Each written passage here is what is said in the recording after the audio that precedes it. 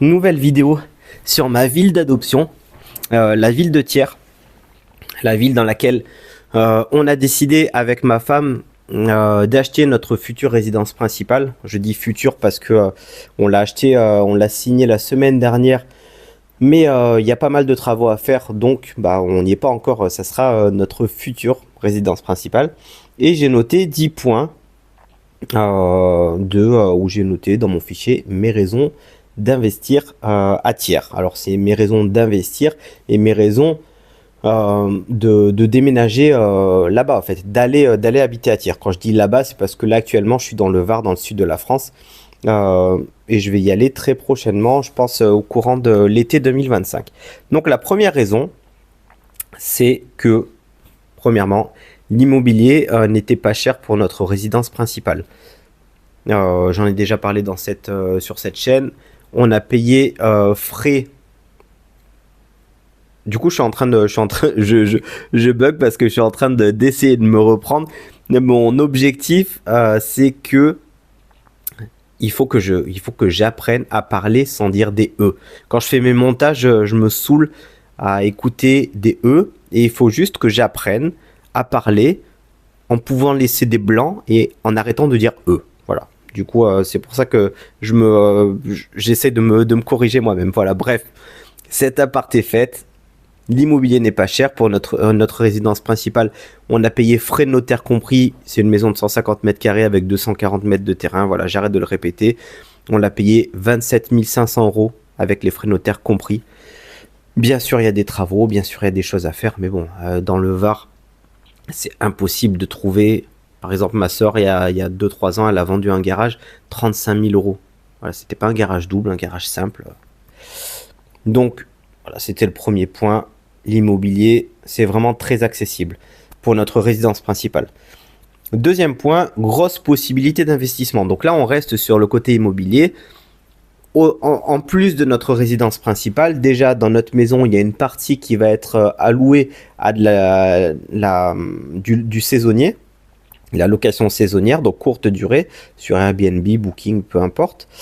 Et aussi, on va, donc déjà ma famille, mes parents, ma soeur investissent aussi là-bas et nous aussi, du coup, dans le futur, quand on aura un peu d'argent, parce que là, pour l'instant, on va devoir dépenser pas mal d'argent pour rénover notre résidence principale. Je pense à peu près dans les 50-70 000 €.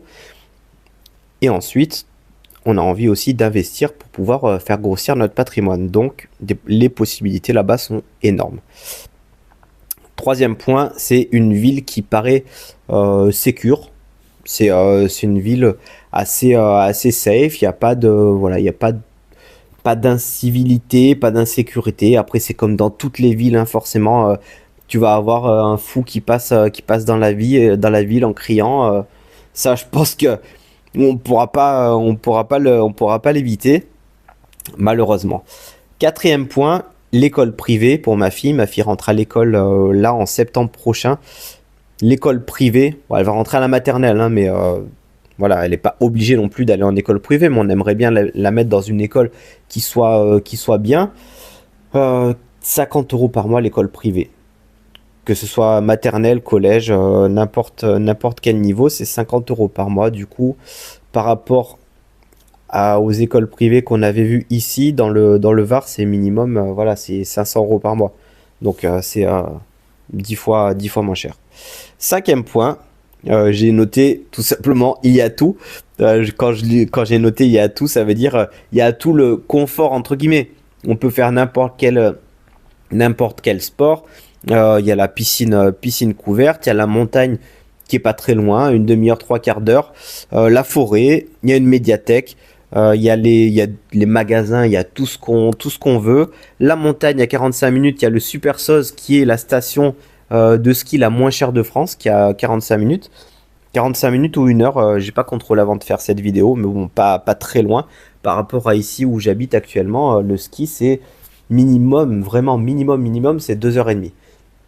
Donc pour moi, 45 minutes à 1 heure pour aller au ski, c'est pas loin, même si j'y vais pas non plus, c'est pas le truc, je rêve pas tous les jours d'aller faire du ski, quoi.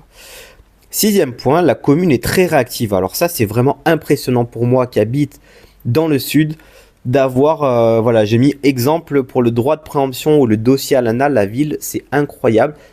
Je les ai appelés, je leur dis voilà, j'ai acheté une maison, enfin je suis en train d'acheter une maison dans la ville. Je voudrais faire un dossier avec l'ANA pour pouvoir avoir des aides pour la rénovation. Et les personnes sont vraiment investies dans la rénovation de notre bien parce que bah, du coup, ça fait qu'il y a des nouvelles personnes qui arrivent pour eux. Il y a des personnes qui vont rénover les biens, donc qui vont rénover les maisons. Ça va donner de la vie et tout. Donc pour leur ville, c'est attractif, c'est super d'avoir des nouvelles personnes. Voilà, ça paraît logique, mais ici dans le sud, c'est incroyable en fait d'avoir une personne de la mairie qui te rappelle en personne et qui te dit Monsieur Ligori, bonjour, je vous appelle pour savoir où en est votre dossier. Je vous avais demandé des documents, ça fait 3 jours, vous me les avez pas envoyés. C'est la mairie qui te rappelle pour te demander de renvoyer les documents. Incroyable, c'est hallucinant. Et deuxième point, par rapport au droit de préemption, quand on a été signé le compromis chez le notaire, tu sais, quand t'achètes un bien, il y a des zones en France où la mairie a le droit, en fait, d'acheter, en fait, a la priorité sur ton bien. Si toi, tu signes le compromis chez le notaire et tu veux acheter tu veux acheter un bien, la mairie, si elle veut, elle peut te passer devant et t'acheter le bien. Euh, et donc, en principe, dans le sud, en fait, dans le sud, il n'y a aucune commune qui répond. Ça fait que le dossier, il reste pendant 2 mois dans la mairie. S'il décide de ne pas acheter, la mairie garde le dossier 2 mois. Et au bout de 2 mois, le notaire considère que bah, c'est bon. La mairie ne veut pas acheter. On peut passer à l'étape suivante du compromis pour le propriétaire, pour l'acheteur officiel. Mais là-bas, en fait, à Tyr, la mairie répond. La mairie n'attend pas 2 mois que toi tu poireautes à savoir est-ce que je vais pouvoir avoir ma maison ou est-ce que c'est la mairie qui va l'acheter. Non, là-bas, en 2 semaines, la mairie avait répondu c'est bon, vous pouvez acheter, on ne veut pas cette maison. Ici, c'est incroyable. Enfin voilà, la commune elle est vraiment très réactive. T'as des gens qui travaillent à la mairie et qui travaillent vraiment, qui sont pas juste des pots de fleurs. Je suis désolé s'il y a des personnes qui me regardent qui travaillent à la mairie dans le sud. Dites-moi si c'est un peu comme ça. Tu vois, je pense que c'est un petit peu dans toutes les communes finalement, hein. Pas que dans le sud. Septième point, la ville est jolie. Voilà, c'est vrai qu'elle est assez belle. Il y a c'est pas la ville la plus belle de France. Je pense que ça le sera jamais.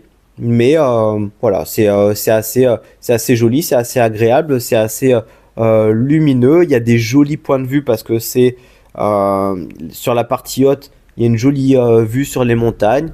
Il y a un cours d'eau, là, du Rhône, qui est joli aussi. Voilà, c'est sympa. Huitième point, il y a plein d'immeubles à rénover. Donc là, on revient sur le côté immobilier. J'en parlais dans les avantages et les inconvénients de tiers.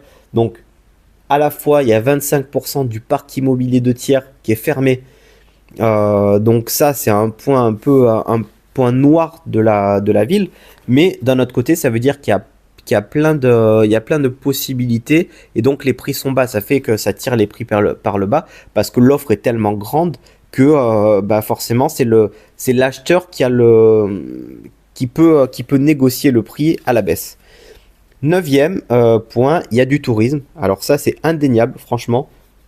Il y a beaucoup de tourisme parce que c'est la capitale de la coutellerie, parce que aussi bah, les gens visitent, je pense, je pense parce que bah, on revient au point numéro 7 où la ville est jolie. Voilà, entre la ville est jolie et c'est la capitale de la coutellerie, il y a quand même pas mal de tourisme. Donc, euh, ce qui nous guide vers le 10e point. Peut-être que ma femme voudrait euh, créer un commerce et donc les loyers des magasins sont pas chers, vraiment. Euh, voilà, les loyers sont pas chers et il y a la possibilité d'acheter aussi un magasin pour pas cher aussi. Par rapport, encore une fois, je reprends la comparaison avec le sud, mais c'est parce que, en fait, juste, on part du sud pour aller là-bas, donc c'est une des raisons aussi. Je fais la comparaison entre ici, le Var et là-bas. Par exemple, moi, dans les années entre 2010 et 2014, j'avais un restaurant au bord de mer à Sifour. Le restaurant faisait 70 mètres carrés à peu près, je crois, 68 mètres carrés. Je payais 1750 € de loyer. Donc c'était déjà un loyer assez élevé. Ouais, il était au bord de mer, voilà, ça se justifie par ce point. Mais à l'heure actuelle, donc là maintenant, depuis que je suis parti, le restaurant, c'est la deuxième fois qu'il change de propriétaire. À chaque fois, les gens coulent, hein, le loyer est trop élevé. Et là, à l'heure actuelle, le loyer est à 2400 euros. 2400 euros de loyer. Je sais pas s'il y a des personnes qui sont dans le commerce là qui me regardent, mais pour moi, je trouve ça hallucinant pour un local qui est. Voilà, il est en bord de mer, c'est assez passant et tout, mais c'est pas non plus. C'est pas l'avenue principale, quoi. C'est pas l'endroit où t'as. Je sais pas, 5000 personnes qui passent à pied par jour. Non, hein, loin de là. Et t'en as pour presque 100 euros par jour de loyer. C'est hallucinant. Si t'es ouvert 6 jours sur 7, bah c'est ça. 100 balles par jour de loyer. En gros, tu dois faire tous les matins, tu dois faire 100 euros de. Tu te dis, il faut que je fasse 100 euros de bénéfice pour rien que pour payer mon loyer. C'est voilà, hallucinant. Voilà. Bah écoutez, on est arrivé à ces 10 points. Donc là, c'était une première ébauche des 10 premiers points. C'est un peu les 10 points principaux qui font que on a pris cette décision. Mais il y en a plein d'autres. Il y en a vraiment, il y en a encore des dizaines. Donc n'hésitez pas si vous voulez savoir si vous voulez que je vous donne d'autres dizaines de points, dites-moi un petit peu dans les commentaires et surtout bah, n'hésitez pas à mettre des commentaires. Les personnes qui regardent mes vidéos, c'est toujours intéressant d'avoir un peu votre retour, vos questions, savoir ce que vous pensez, savoir un petit peu voilà vos retours par rapport au contenu que je propose. Allez, je vous dis à bientôt dans la prochaine vidéo. Ciao.